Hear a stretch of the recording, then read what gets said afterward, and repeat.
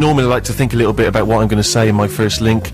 I've just not had time, I'm afraid. I've been away, I've been busy, I've been sunning myself in Morocco. Now I'm back live in the studio, ready to talk drivel for 2 hours. And I have with me, of course, my assortment of friends, some colleagues, others just mere acquaintances. At far end there, it's Harry. Say hi, Harry. Afternoon, Steve. Afternoon. How's it going, all right? Yeah, not bad, not bad. Good. Next there, tiny little Dan. He's just squeezed in. Hello.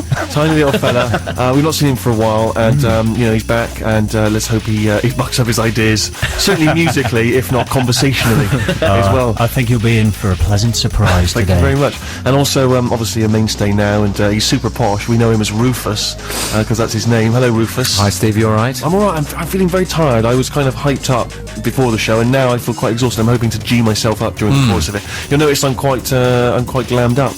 Well, I see you're dressed all in black. Yeah. Well, I'm not wearing the t-shirt and the jacket, but you notice the trousers quite That's well spotted there. fitting. And the shiny shoes. Yeah.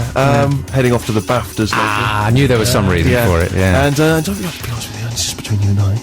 Not looking forward to it. Oh. Because I tell you this, I don't think I'm going to win. I'm nominated for just being bloody brilliant. Yeah.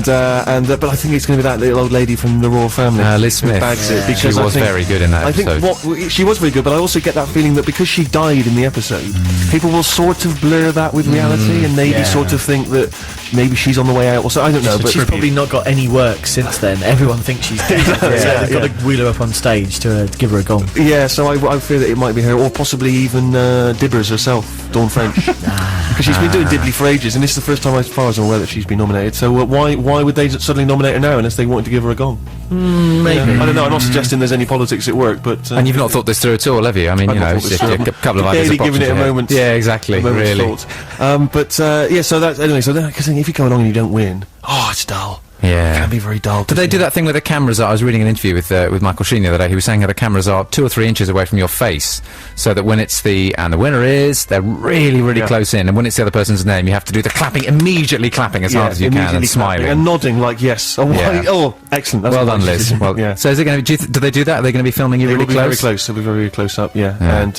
as I say, I suspect I will lose. Yeah. But worse still, if I do win, I've got nothing.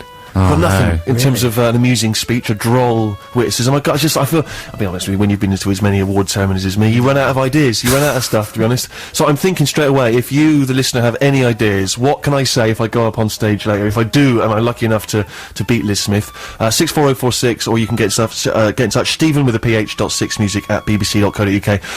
What can I say if I'm lucky enough to win another bloody gong? Sloppy work, Jude. Sloppy work.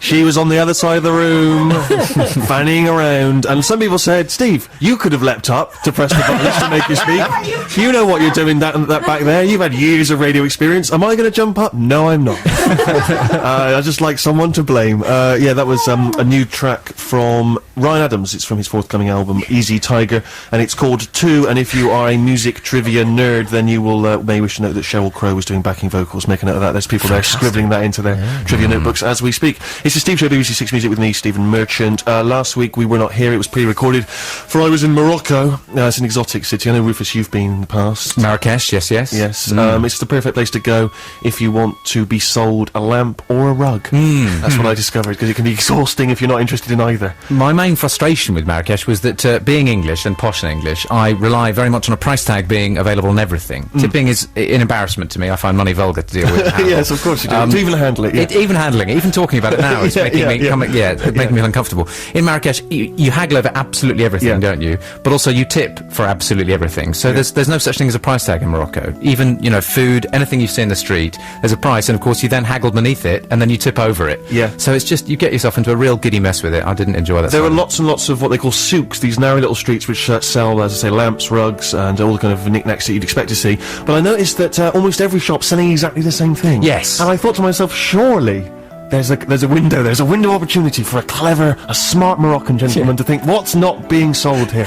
What could I sell that people might need that's not currently being sold? Because why once again turn up, you've rented your space, you're thinking, I'm going to sell lamps, you know, backgammon boards, and whittled pipes. You know, I want to say to people like that now, if you're listening, if you are Moroccan, you're listening, it's covered. That particular corner that market has already been cornered. Move on, think of something new. Maybe it's an interesting frock of some kind. Maybe even some electronic equipment. I don't know, I don't want to point the finger, but you may recall that last week I did promise that if I went to Marrakesh, I would of course return with what has to be described as, and that is classy. Look at that, I'm going to jauntily wear it atop my Get on the headphones. webcam now. If you're a webcam user, then you'll notice I've just worn I've just put on my fez at a jaunty angle, and I was ripped off by this, I tell you. Man alive, they saw me coming. It was outrageous. I don't know, I did haggle mercilessly, but they stitched me up. They charged me something like, I don't know, 350 something or other, and then I found around the corner you could get it for like 20. Oh no! Oh, I was furious. So I actually bought some more just because I found them cheaper. But I don't have them with me. I'll probably give them out as Christmas gifts or something. But yeah, no, the fez. It's an interesting item, of course, because for those of you not familiar with the fez, you think instantly of Tommy Cooper. Of course, you can picture the fez, but it doesn't seem like it's of much use. It doesn't keep the sun out of your eyes. Doesn't particularly help with flies and whatnot. So I expect that's what the thing on the top is for. Is it the flies? The tassel on the top? I'm not sure what that. I don't see. Which is actually glued to the top so that it can't swing freely. It's interesting. Yeah, that is fascinating. It's fascinating, that, isn't it? But so I've bought a fez, and no doubt we'll probably put a picture of me wearing it on the web in an effort to seem interactive. But of course, the part of the reason I have my cronies here in the studio is because they bring in music, they recommend songs to me. And in the past, Dan here, tiny little Dan, has made suggestions which the listeners have not responded to kindly. No. What have you come up with this week? Well, what's your view on manufactured pop, Steve? It's good. Yeah. You think you're the first person to have that view? No. They were coming up with these sort of views back in 1968. Wow. Which is when this song was originally from. It's by an act called The Free Design, who are kind of psychedelic, a bit hippie, but very poppy act. And I think they were a bit gutted that they never got mainstream success. And they did a kind of a song that was satirising the manufactured pop world. They were very angry about it. And I have picked up a remix because I bought a remix of this tune in a record shop because I wanted to look cool in front of the woman who was serving.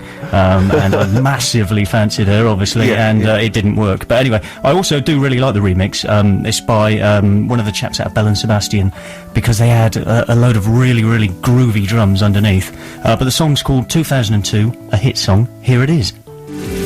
Dan, what was the name of the song and who was it by? 2002, a hit song by The Free Design, remixed by Chris Geddes out of Bell and Sebastian.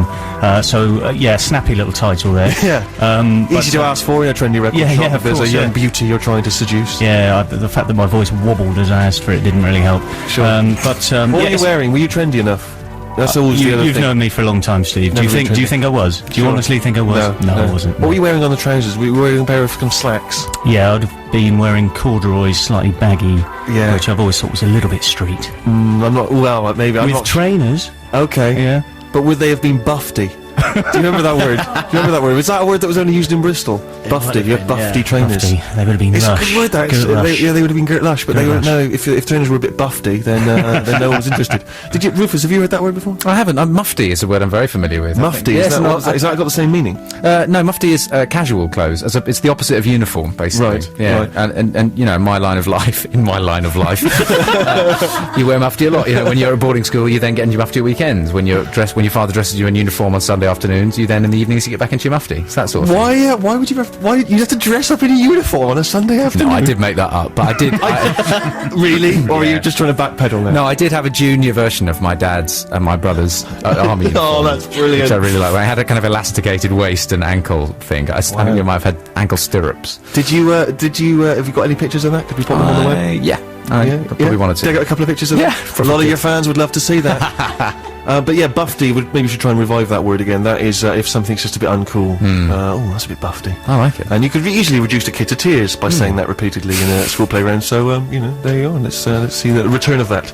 And someone was telling me that there was an amazing YouTube clip where, this thing of happy slapping. And how it's kind of, I just think it's an absolute disgrace. These young people, they just they slap someone and they're videoing it on their phones and stuff. And apparently there was a clip, and I'm not advocating violence in any way, but apparently a couple of young pranksters were setting up, they were contriving to accidentally slap a woman, and they were videoing it on their phone, and they did it, but her boyfriend instantly leaped in with a punch.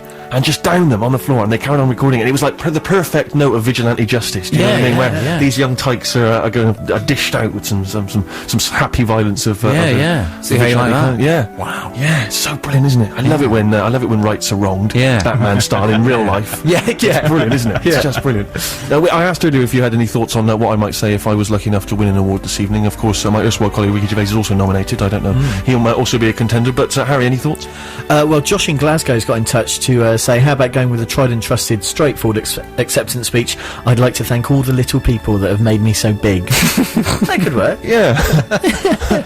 Right. Is that a dig? Is that having a dig at my height, or is it? I'm not sure it's a dig, it's more of an acknowledgement. Sure. Of all the little people.